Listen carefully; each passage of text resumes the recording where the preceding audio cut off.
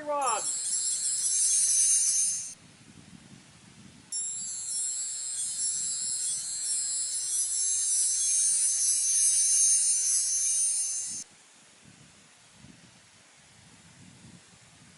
You have to rinse it like that, otherwise it's classed as a dirty protest on a rainbow, and that is actually against the Magic Rainbows Act of 2020. Hey, down there for thinking, up there for dancing. The other way round, I mean. So, yet again we've been super busy. The weather was freezing blinking cold, and then I couldn't get my plants out, so we was delayed by about 3 weeks. Then I thought, right, I'll get my blinking plants out now. And then it turned out to be like really windy for about 3 or 4 days, so my plants didn't go out. And then all of a sudden the weather got sunny and hot, and I'm thinking, right, let's get the bloody plants out. So we was absolutely going like crazy planting, and we've nearly got the whole garden planted up to veg this year. But that is why I've not been able to put a video out, because cockerel, because this game that I'm playing is a game for real. If I don't do this and I don't plant veg and I'm not self-sufficient, we're going to struggle to make ends meet. So it's very important that I get it done, and I'm afraid YouTube takes a back seat in that one. That cockerel's going for it every time I do a video. Now, I hate Tesco supermarket, which you probably know through watching some of my previous videos, but my kids get free school meals, and when they're on school holiday, the government is now giving us vouchers to get some food with. And you know what, I don't mind taking these vouchers off the government, because when I was working in the factory for the Ford Motor Company, they was docking 300 quid a week out of my wages in taxes. So if they're going to give me something back now, I do not care, because I've not had my money's worth out of them. So we're shopping at Tesco's, and we thought we'd do like a meat shop, where like meat that we can't produce on our small holding. So we was getting things like bacon, lamb and things like that. So anyway, I'm at the thing, and I'm looking at the lamb, and I've picked it up and I've gone, oh, that's a £10 piece of lamb. Went to put that in the basket, and Vicky, she goes, oh no, that ain't going to feed us all. Get the bigger one, get the £13 one. So I was like, you know me, like tight as a camel's chuff in a sandstorm.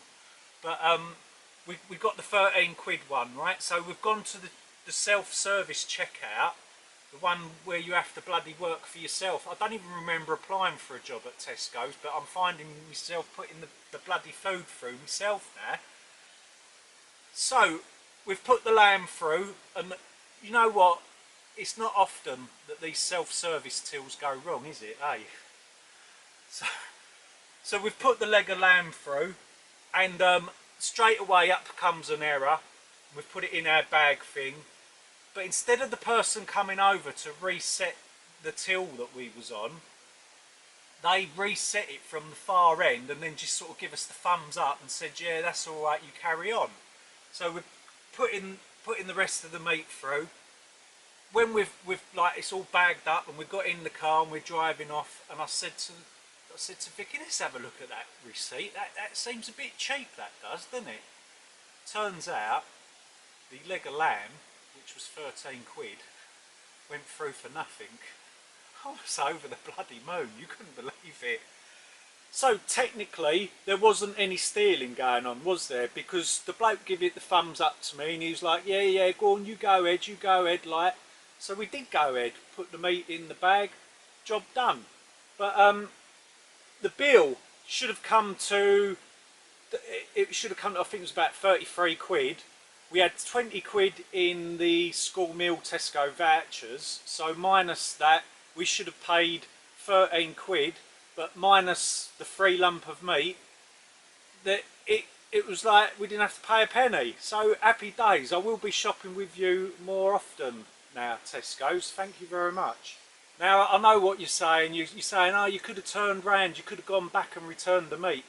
But we've got a diesel gas guzzling fossil fuel car, and to be honest, I didn't want to put the extra strain on the planet.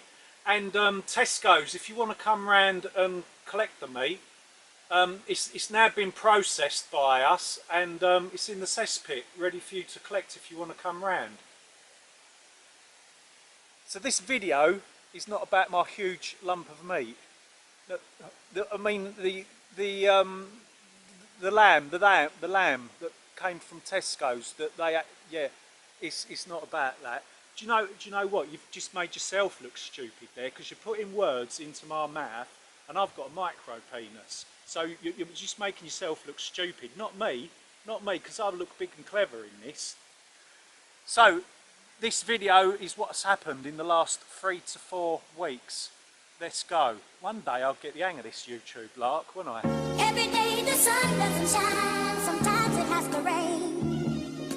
Just like we enjoy the pleasure, we have to stand the pain.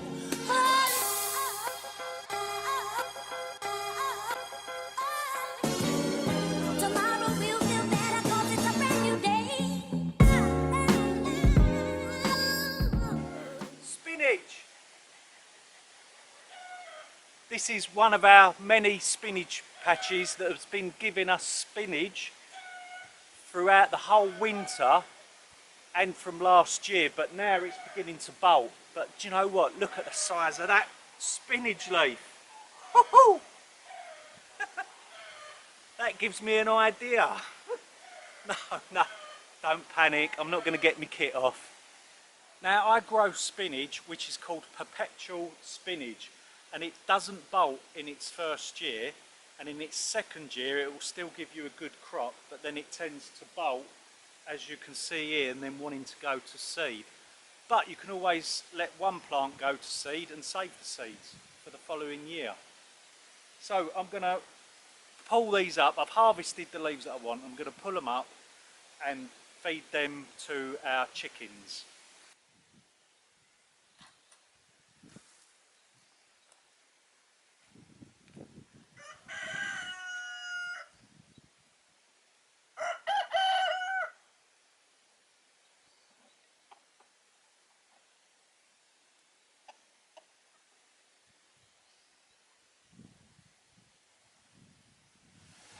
Bloody cats. Here, watch this. Watch this. Look at that. No, that's Poe's cat poo. Let's go and get James. Let's get James. James likes fossils. James! Quick, come here. I think I found a fossil.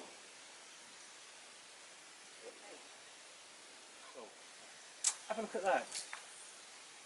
What is it? Pink. Cat poop. God, I think it is fossilised and all. That was hard. Now this time of year we always tend to have newborns on the small holding, and this is an Indian game hen with 6 little baby chicklings. Chicks.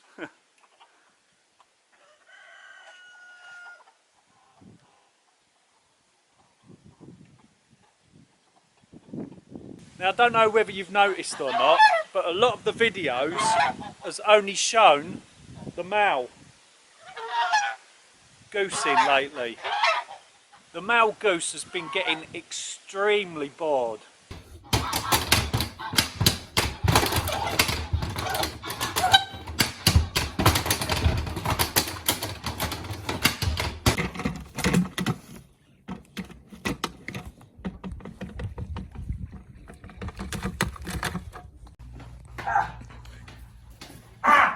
Help me! His wife has been sitting over by the beehives incubating eggs, and finally the chicks have hatched and she's come out. Have a look at this.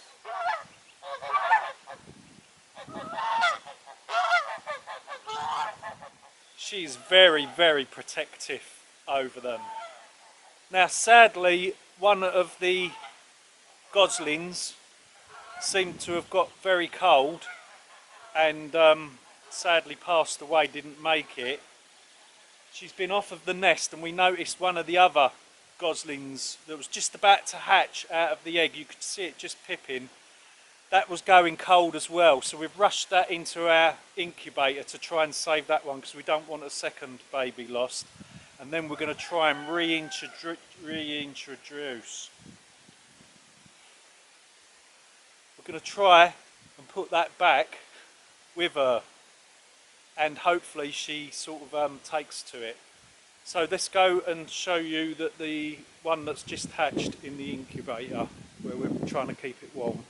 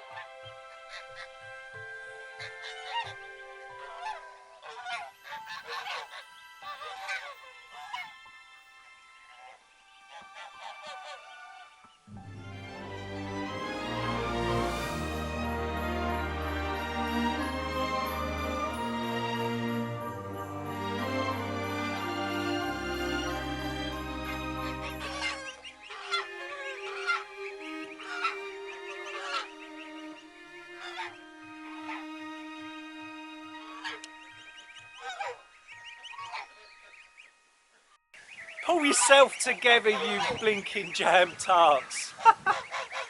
Don't you just love a happy ending, eh? They're doing so well. They're such a close-knit family and very protective. So what am I doing here today? I've got this old like Hessian potato sack and I've lined it with straw, and then in the centre we're putting well rotted chicken manure. Yes, I'm touching chicken manure with my bare hands. Nothing that a good wash won't sort out. So what we're doing really is we're making a giant chicken poo tea bag. And we are going to put it in our water butts over there that water the polytunnel. Let's get this filled up and I'll take you over to the water butts. So this will definitely add nutrients to my veg grown in the polytunnel when I do water it. Here is like an electric water butt pump. Eventually this will be fed under the ground and into the polytunnel on a sprinkler system, but at the moment I'm still doing it by hand. So let's put the giant tea bag in there and let the flavour flood out. So as you can see, the poo tea bags in the water over there seems to be working well. We've been watering the polytunnel nearly every day with that, and everything is looking so lush, dark and green that you can see the cucumbers over there. It's really growing well. I do recommend look how green that is. All my tomato plants falling down over there, I have to pin that up. I really do recommend the old poo tea bag. Now you can do that with pretty much any animal manure, but don't use your own. But yeah, you could do it with horse muck and things like that, yeah. It works, it's working wonders. Now the duck pond is in a complete mess and it needs cleaning out. Let's get to it. This is a nightmare job, and it's a classic sign that we're over farming the land, which is something I'm going to sort out in the future. We're going to have a lot less birds here. We've got to empty this sludge out, but I tell you what, it's going to be boring watching us doing it, so when this all complete I'll show you the results. That's it, one pond all cleaned out and desludgified, and it is now filling up again with nice clean water. So yeah, I'm over farming the land. It's obvious really, because the pond's getting sludged up, the filtration system that I've built here can't cope with all of the sludge, the grass is disappearing here, the grass is disappearing over by the chicken side, the egg laying chickens. Just too many birds here, way too many.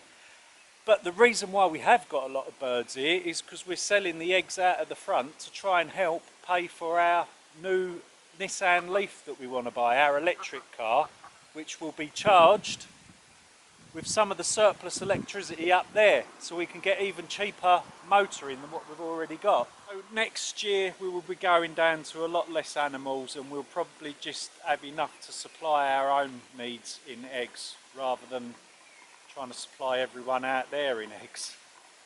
And as you can see, most of the garden is now planted up. We've just got a couple of raised beds over there to fill up with other veg, but we've got plenty growing: onions, carrots, leeks, potatoes, beetroots, French beans, cauliflowers, curly cow. We've got loads. You name it, we've got it. But yeah, we're so close to having the whole garden planted up, and it has been a struggle. What with the bad weather and all that and the high winds, we was actually 4 weeks behind compared to last year, because I was looking at some videos from last year just to see or get that comparison as to where we was at in the growing season this year. Now we're over at our holiday let Caravan, which is open for rent if anyone wants to come to stay on our small holding. But we had our first customer last week. Hello there, Jordan. Thanks for coming to test the Caravan out for us. Do you know what? There's some very important things that Jordan pointed out to us. And one of them was a fire extinguisher. But we now have that in place. We've got the fire extinguisher in there, and he also recommended a first aid kit. You know, what a complete blinking dangleberry I am for forgetting such important things like that. But thanks Jordan for reminding us about that. Also, I'd like to thank Jordan's granddad, because he has written a little book, and it's about some of these things that's happened in the 1950s, and he's let us have a copy of that. So I'm really going to be looking forward to reading that. I've been a bit too busy at the moment. Also, the granddad's friend done this amazing picture on an old cottage quarry tile. This tile is probably over 100 years old, so that's going to be cherished along with the book. Smash that down there. That's going to be cherished along with the book. And look at that, a wonderful painting from Jordan's granddad as well. So thank you for that. Thank you very, very much. And thanks Jordan for coming and giving our Caravan the test run it needed. I fixed the power cut fault as well. Look, we've got like all backup charging systems down there. You can see all the gadgetry that's been fitted in there. Crazy, isn't it? But it's all working perfect now. Yeah, poor Jordan, he had 2 power cuts while he was over here, lost power.